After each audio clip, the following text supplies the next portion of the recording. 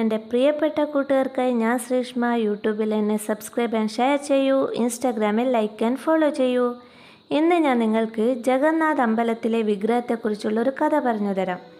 അപ്പോൾ ആദ്യം ജഗന്നാഥ് അമ്പലം എവിടെയാണെന്ന് അറിയണ്ടേ?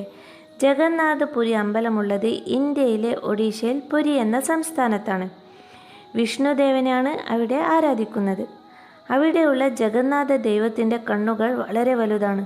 അത് എന്തുകൊണ്ടെന്നറിയാമോ? അതിനെക്കുറിച്ചാണ് ഇന്നത്തെ കഥ.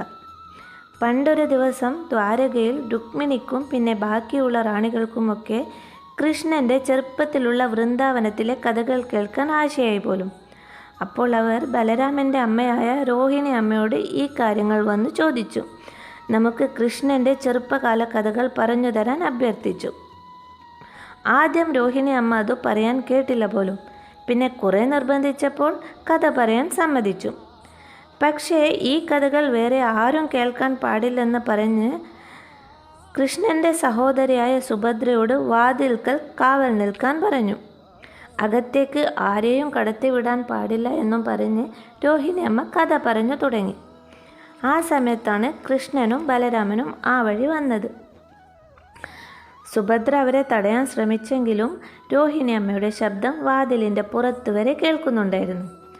അങ്ങനെ അവരുടെ ബാല്യകാലത്തെ കഥകൾ കേട്ട് വാതിലിൻ്റെ പുറത്ത് നിന്ന് മൂന്നാൾ സ്തംഭിച്ചു നിന്നുപോയി. അപ്പോൾ അവരുടെ കണ്ണുകളും വലുതായി ശരീരത്തിൻ്റെ ആകൃതി തന്നെ മാറിപ്പോവുകയും ചെയ്തു. ഈ സമയത്ത് നാരദൻ ആ വഴി വരികയുണ്ടായി. അവരുടെ ഈ വിശ്വരൂപം കാണുകയും ചെയ്തു.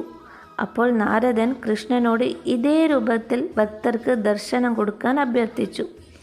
അങ്ങനെ നാരദൻ്റെ അഭ്യർത്ഥന മാനിച്ച് ഏട്ടൻ ബലരാമൻ്റെയും അനുജത്തി സുഭദ്രയുടെയും കൂടെ ജഗന്നാഥനായി കൃഷ്ണനും ഭക്തർക്ക് ദർശനം കൊടുക്കാമെന്ന് നാരദന് വരം കൊടുത്തു. ഇങ്ങനെയാണ് ജഗന്നാഥപുരിയിൽ തികച്ചും വ്യത്യസ്തമായ രൂപത്തിൽ 3 വിഗ്രഹങ്ങൾ നിലകൊള്ളുന്നത്. എല്ലാ കൂട്ടുകാർക്കും ഈ കഥ ഇഷ്ടമായെന്ന് വിചാരിക്കുന്നു.